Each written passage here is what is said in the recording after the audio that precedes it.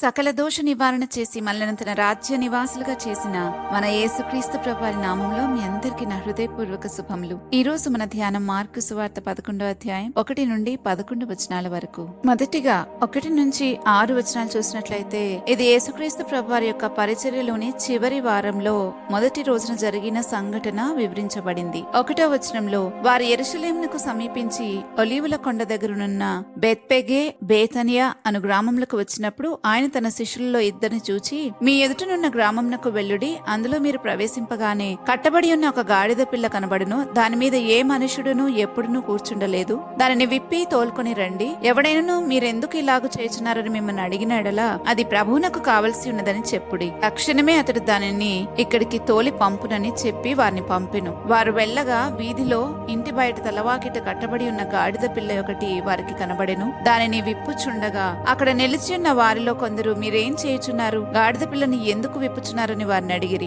6వ వచనం చూసినట్లయితే, అందుకు శిష్యులు యేసు ఆజ్ఞాపించినట్టు వారితో చెప్పగా వారు పోనిచ్చిరి అని చదువుతున్నాం. బేతనియా యెరూషలేముకు సుమారు 3 కిలోమీటర్ల దూరంలో ఉంటుంది. మరియా, మార్త, లాజరు ఉన్న గ్రామం అది. యేసుప్రభువు తరచుగా అక్కడ ఉండటం మన లేఖనాల్లో చూస్తాం. అక్కడ నుండి తన శిష్యులను పంపుతున్నారు, గాడిద పిల్లను తీసుకురమని. ఎందుకంటే జకర్యా పుస్తకం 9వ అధ్యాయం 9వ వచనంలో ఉన్న ప్రవచనం నెరవేర్పు కోసమే ప్రభువు గాడిద మీద యెరూషలేములో ప్రవేశించవలసి ఉంది గనుక వారిని దాన్ని తోలుకురమ్మని చెప్పారు. చాలా మంది ఈయన యూదులను రోమా ప్రభుత్వం నుండి తప్పించే ఒక రాజుగా ఉంటాడని అనుకున్నారు. కానీ ఈయన ప్రస్తుతానికి ఒక లోక రక్షకుడిగా, మెస్సియాగా తన రాజ్యాన్ని అంటే పరలోక రాజ్యాన్ని స్థాపించడానికి వచ్చారు అని ఈ విషయం కొందరే అర్థం చేసుకున్నారు. ఈ విషయాన్ని మరింత క్లియర్ గా చేయటానికి ప్రభువు గుర్రం మీద రాలేదు, కానీ గాడిద నెక్కి యెరూషలేములోనికి ప్రవేశించారు. అయితే యుద్ధానికి వచ్చే సమయం ఒకటి ఉంది. ప్రకటన పుస్తకంలో మనం ఆ విషయాన్ని చూస్తాం. అప్పుడు భూమి మీద తన రాజ్యాన్ని భౌతికంగా స్థాపించి 1000 ఏండ్ల పరిపాలన చేస్తారు.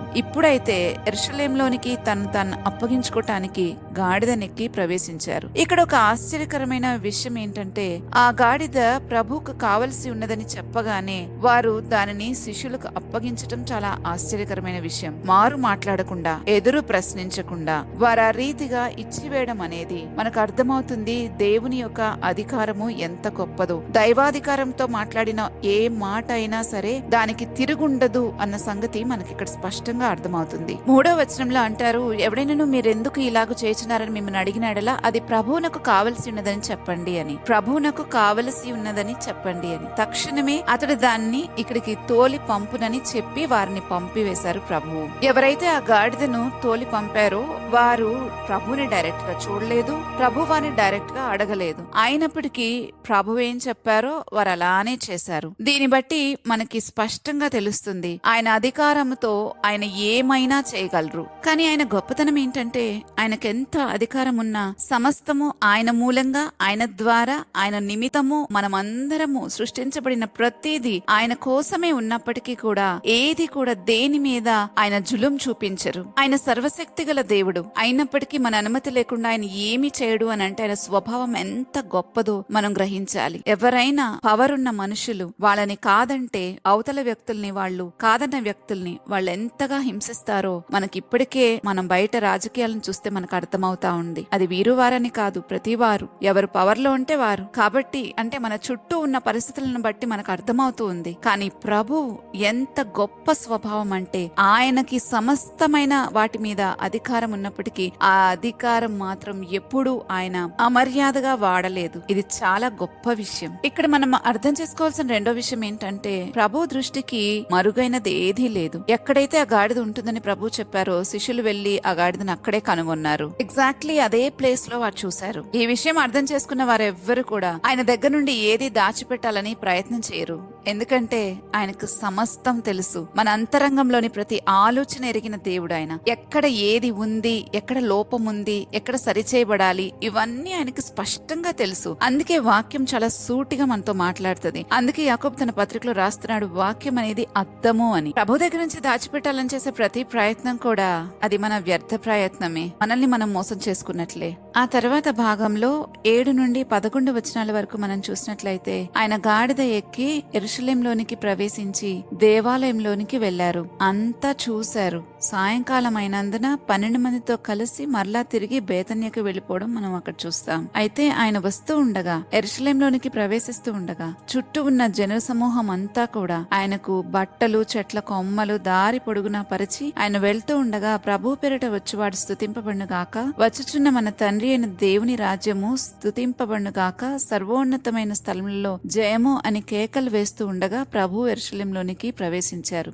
అప్పటి వరకు కూడా యేసయ్య ఎప్పుడు తనను గురించి ప్రచురం చేయొద్దనే చెప్పేవారు. కానీ ఇప్పుడైతే ఆయన అనుమతించారు. ఈ విషయాన్ని ఎందుకు గుర్తు చేస్తున్నానంటే, ప్రసంగి పుస్తకంలో ఒక మాట రాయబడి ఉంటుంది, ప్రతి దానికి ఒక సమయం ఉంటుంది అని. భూమి కింద జరుగు ప్రతి ప్రయత్నమునకు ఒక సమయం కలదు అని చెప్తూ, మౌనంగా ఉండడానికి, మాట్లాడడానికి కూడా సమయం కలదు అని ప్రసంగి 3వ అధ్యాయంలో మనం చూస్తాం. మనము కాన్షియస్ గా బ్రతకడం అంటే వాక్యానుసారంగా బ్రతకడమే. అంటే స్పృహ కలిగి బ్రతకడం అంటే వాక్యానుసారంగా బ్రతకడమే. కాబట్టి ప్రభుకి అక్షరాల తెలుసు ఎప్పుడు ఏది ఎలా జరగాలి, ఎప్పుడు ఆయనను స్తుతించాలి, ఎప్పుడు మౌనంగా ఉండాలి అని. ఆ రీతిగా ఇప్పుడైతే ఆయన యెరూషలేంలోనికి ప్రవేశిస్తూ ఉండగా, ఇక తన కాలం సమీపించినది గనుక, ఇంకా కొద్ది రోజుల్లో ఆయన తన బలి అర్పణను పూర్తి గావించబోతున్నారు గనుక ఇక ఆయన అనుమతించారు. ఎందుకంటే ఇప్పుడు ఆయన అందరికీ వెల్లడి కావాల్సిన సమయం వచ్చింది. ఆయన ఎక్కడున్నారో అందరికీ తెలియాలి. అప్పుడే కదా ఆయనను పట్టుకోగలరు.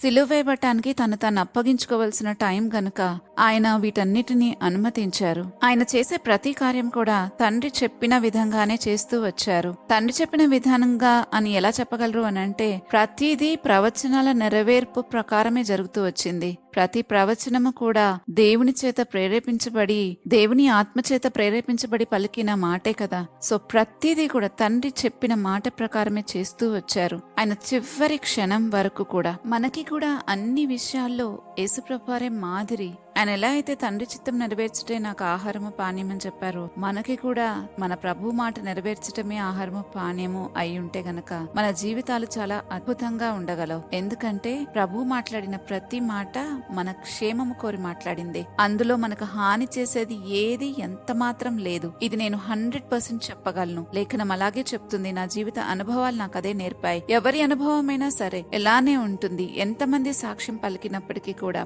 ప్రభు మాటలో ఎంత క్షేమం ఉందో అందరూ దీనికి సాక్ష్యం ఇవ్వగలరు. అందుకే యోహాను తన పత్రికలో రాస్తూ ఉన్నాడు, దేవుని చిత్తం నెరవేర్చేవాడు నిరంతరము జీవించును అని. మరి ప్రభు మాదిరికి లోబడి మనం కూడా ప్రార్థన చేసుకుందామా? మా తండ్రిని దేవా, నీకు అనేక స్తుతులు స్తోత్రాలు చెల్లిస్తా ఉన్నాం. తండ్రి, నీ కంటికి మరుగైనది ఏది లేదని తెలిసి కూడా చాలా సార్లు నీ దృష్టి నుంచి మరుగు చేయాలని మమ్మల్ని మేము కప్పిపెట్టుకుంటూ ఉంటాం. కానీ మా అతిక్రమాలను ఒప్పుకుని విడిచిపెడితే మాత్రం నీ కనికరం పొందుకుంటామని చాలా సార్లు వాక్యం ద్వారా మేము వినినప్పటికీ కూడా మా అతిక్రమాలు ఒప్పుకోవడానికి మేము ఇష్టపడట్లేదు.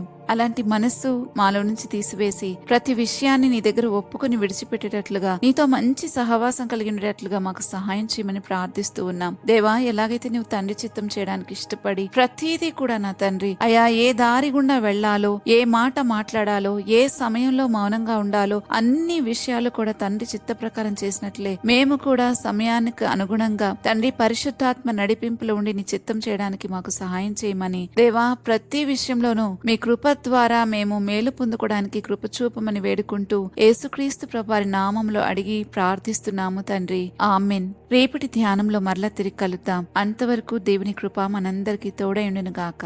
ఆమెన్.